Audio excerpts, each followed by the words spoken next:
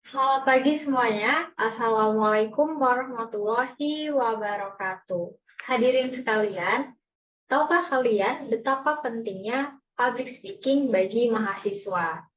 Maka dari itu, perkenalkan saya, Ratih Puspandari, yang akan mempresentasikan tentang pentingnya public speaking bagi mahasiswa.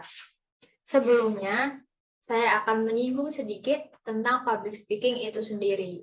Jadi, public speaking adalah komunikasi lisan di depan orang banyak yang berupa pidato, ceramah, dan presentasi seperti yang saya lakukan saat ini.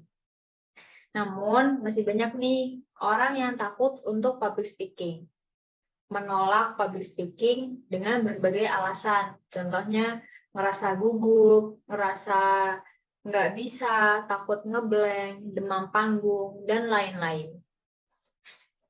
Sebagai mahasiswa, sebenarnya public speaking ini sangat penting loh, karena saat presentasi kita membutuhkan keahlian public speaking untuk menyampaikan dengan baik dan dapat diterima oleh teman-teman dan juga dosen.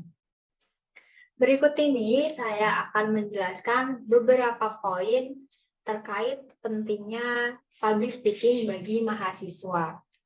Yang pertama, di situ ada sarana untuk meningkatkan percaya diri. Pentingnya memiliki skill public speaking bagi mahasiswa berkaitan dengan peningkatan dari segi kepercayaan diri. Memiliki rasa percaya diri yang baik pada dasarnya adalah sesuatu yang amat penting untuk dicapai. Ketika memiliki rasa percaya diri yang bagus, maka melakukan semuanya akan terasa sangat mudah. Dengan adanya peningkatan kepercayaan diri pun, sudah pasti hal tersebut akan mendatangkan sesuatu yang lebih maksimal. Yang kedua, melatih berekspresi di hadapan publik. Memiliki skill public speaking bagi mahasiswa juga akan terasa dalam melatih diri untuk berekspresi secara baik. Terkadang beberapa mahasiswa atau teman saya sendiri merasa minder dan malu untuk mengekspresikan dirinya. Ada ketakutan apakah ekspresinya tersebut dapat diterima oleh para audiens atau tidak. Padahal pada kenyataannya ini harus dilakukan supaya melatih diri untuk bisa berekspresi secara positif dan juga mampu melakukannya semua dengan baik. Yang ketiga yaitu meningkatkan kualitas dan value yang dimiliki.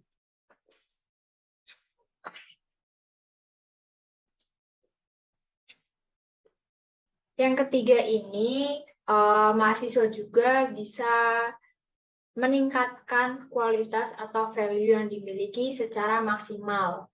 Memiliki value yang baik sebagai seorang mahasiswa adalah hal yang sangat utama. Pasalnya, ini akan membuat kamu memiliki spirit boost atau semangat yang lebih baik lagi.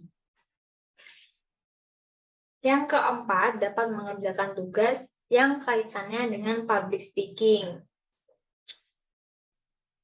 Kamu mampu menjalankan berbagai tugas kuliah yang berkaitan dengan public speaking. Seperti contohnya saya adalah mahasiswa yang mengambil jurusan ilmu komunikasi. Dan saya memiliki mata kuliah yang bernama public speaking. Ada juga mata kuliah entrepreneurship, KKN, dan lain-lain. Yang pastinya akan mengedepankan kemampuan verbal seorang mahasiswanya. Jika semua itu dilakukan secara baik, sudah pasti ada banyak manfaat maksimal yang akan bisa dicapai di dalamnya dengan baik dan maksimal. Yang terakhir, yaitu yang kelima, berguna untuk mahasiswa yang aktif berorganisasi. Public speaking ini juga penting banget untuk mahasiswa yang cukup aktif dan antusias dalam kegiatan organisasi. Tentu nggak mungkin dong dalam kegiatan organisasi mahasiswa tersebut cuma diem aja. Pastinya ada beberapa pendapat yang ingin dikemukakan. Dari sinilah kemampuan yang satu ini benar-benar amat penting untuk kegiatan organisasi dalam masa kuliah panjang itu sendiri. Itu tadi adalah beberapa poin pentingnya mahasiswa memiliki kemampuan public speaking. Nah, di slide selanjutnya, saya akan berbicara tentang profesi. Kira-kira profesi apa aja sih yang membutuhkan kemampuan public speaking. Di sini ada beberapa contoh profesi public speaking, yaitu ada reporter, MC, announcer, dan moderator. Di sini saya akan membahasnya satu persatu. Profesi pertama yang membutuhkan kemampuan public speaking adalah reporter. Sebagai seorang reporter, kita nggak hanya berbicara dengan narasumber saja. Profesi ini mewajibkan kalian untuk berbincang dengan penonton yang ada di rumah. Reporter juga harus menguasai berbagai macam teknik reportase, seperti membuat daftar pertanyaan, melakukan riset mendalam, dan juga klarifikasi pernyataan yang dibuat oleh narasumber. Itu tadi adalah penjelasan dari profesi reporter. Selanjutnya di sini ada pembawa acara atau MC. Bagi kamu yang gemar public speaking, pembawa acara ini mungkin sangat cocok buat kalian, baik itu di televisi maupun acara lainnya. Nah, profesi yang satu ini juga biasa dikenal dengan sebutan MC atau Master of Ceremony. Sebagai pembawa acara yang bergerak di bidang media dan komunikasi. Seringkali akan ada perbincangan dengan narasumber atau bintang tamu yang hadir. Maka dari itu, kalian harus luas dalam melangsungkan perbincangan dan melayangkan pertanyaan yang tentunya bermutu. Tak jarang juga acara yang dibawakan dimulai terlambat sehingga penonton harus menunggu dengan bosan. Disinilah kemampuan improvisasi kalian dibutuhkan.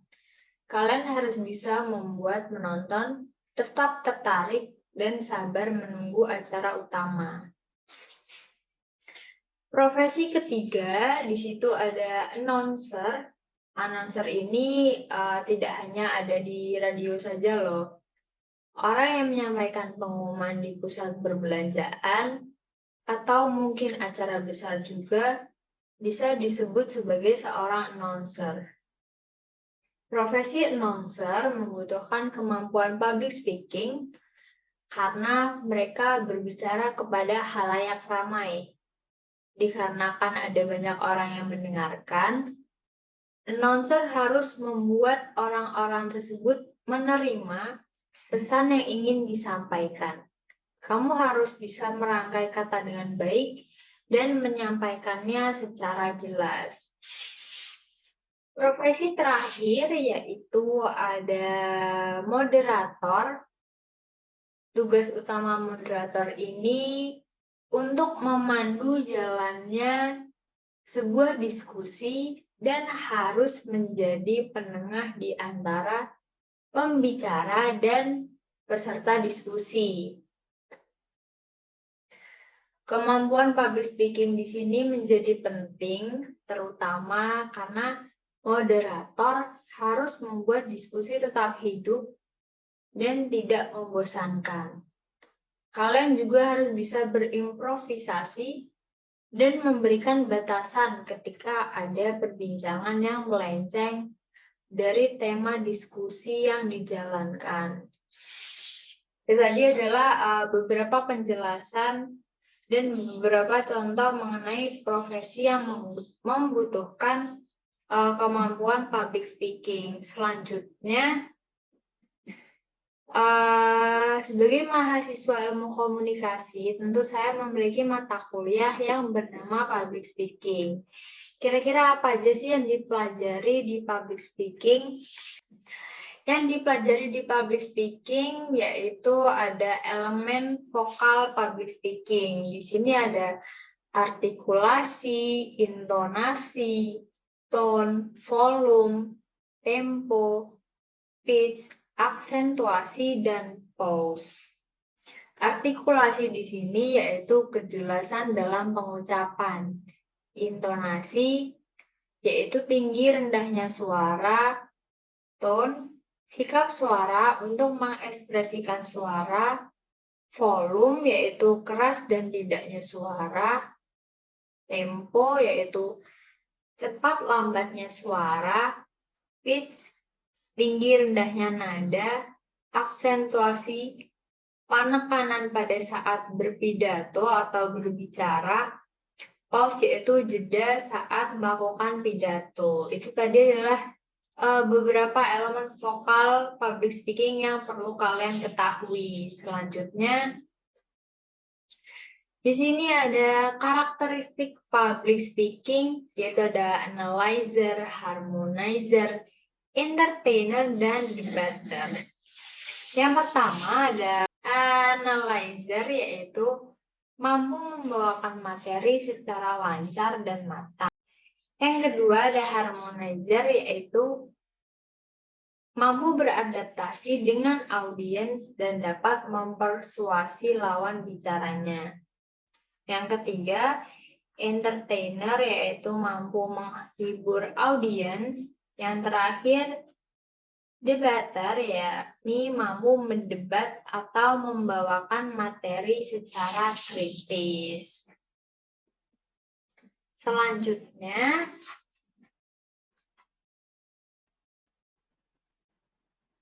bentar ya kawan-kawan.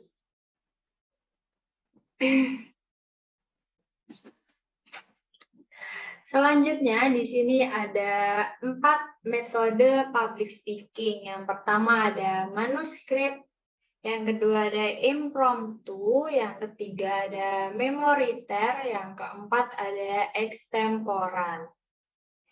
Yang pertama yaitu metode naskah atau manuskrip.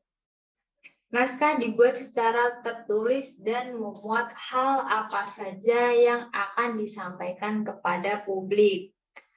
Public speaker akan mengembangkan ide dalam susunan kata, kalimat, dan juga paragraf. Opening dan juga closing disertakan juga dalam manuskrip. Metode ini digunakan oleh public speaker yang diharuskan untuk menyampaikan sesuatu yang membutuhkan ketelitian yang tinggi, seperti pada saat pidato, perihal politik, pengumuman reshuffle kabinet, dan lain-lain. Namun, di metode manuskrip sendiri ini memiliki beberapa kelemahan, yaitu public speaker tersebut tidak dapat menyesuaikan diri dengan situasi pada saat acara berlangsung. Komunikasi antar pembicara dan audiens akan lebih sering menjadi komunikasi satu arah. Pembicara akan terpaku pada naskah sehingga menjadi kaku. Namun, selain ada kelemahan, metode manuskrip ini juga memiliki beberapa kekuatan, yaitu materi akan tersampaikan secara lengkap dan terstruktur, tidak akan ada segmen yang terlupakan karena sudah ditulis secara lengkap. Yang kedua, di sini ada metode pidato impromptu. Di metode impromptu ini membutuhkan banyak latihan yang kemudian membentuk jam terbang. Karena impromptu adalah pidato yang disampaikan tanpa persiapan sama sekali. Tentunya tanpa jam terbang yang cukup, tidak ada seorang pun mampu melaksanakan metode ini. Meski demikian, sesungguhnya impromptu adalah bentuk yang sedikit lebih formal dari percakapan harian. Bukankah sebenarnya kita melaksanakan ratusan pidato impromptu setiap hari? Menyampaikan pendapat dalam diskusi, menasihati anak, dan jika disampaikan dalam kalimat-kalimat panjang adalah sebut saja cikal bakal pidato dari impromptu itu sendiri. Yang membedakannya adalah formal dan tidaknya situasi. Pada pidato ada panggung dan podium. Juga ada pendengar dalam jumlah banyak. Namun, dengan demikian, melakukan pidato impromptu sebagai kegiatan formal tentu tidak semudah seperti memarahi anak sendiri. Karena itulah, jam terbang menjadi sangat penting. Ini berhubungan dengan mengatasi rasa gugup saat berhadapan dengan audiens. Memahami teknik menggunakan mikrofon atau pengeras suara dan bahasa tubuh yang tepat. Metode pidato impromptu ini biasa juga disebut pidato todong. Artinya, yang berpidato ditodong begitu saja pada sebuah acara. Tentu, mau tidak mau harus naik ke panggung dan memberikan pidato secara spontan. Yang ketiga, di situ ada memoriter. Memoriter ini adalah pidato dengan metode menghafal. Para peserta lomba pidato biasanya menggunakan metode memoriter atau menghafal. Prosesnya tentu akan cukup panjang, mulai dari melakukan riset, menulis naskah pidato, menghafalnya, dan kemudian baru menyampaikannya. Ingatan atau memori yang baik akan sangat menentukan keberhasilan penggunaan metode pidato ini. Jika ingin menggunakan metode ini, yang sangat dibutuhkan adalah konsentrasi. Pelaku public speaking yang ingin menggunakan metode ini sangat diharapkan untuk tidak mudah terdistract. Fokus menjadi kata kunci agar seluruh pesan tersampaikan dengan baik. Yang keempat, di sini ada extemporan. Extemporan biasanya dipakai oleh pembicara atau pelaku public speaking yang sudah ahli atau sudah sangat berpengalaman. Yang berpidato biasanya menggunakan metode ini untuk tujuan presentasi produk atau sosialisasi. Lebih baik setingkat di atas impromptu dari segi waktu persiapan. Maksudnya, pada pidato dengan metode extemporan, pembicara memiliki kesempatan membuat outline atau kerangka pidato. Oke. Selanjutnya di sini ada 10, 20, 10, 20, 30 rule of PowerPoint, yaitu 10 yang dimaksudkan 10 adalah hanya berisikan poin-poin penting saja, yaitu yang 20 menit presentasi dijelaskan dalam waktu tidak lebih dari 20 menit.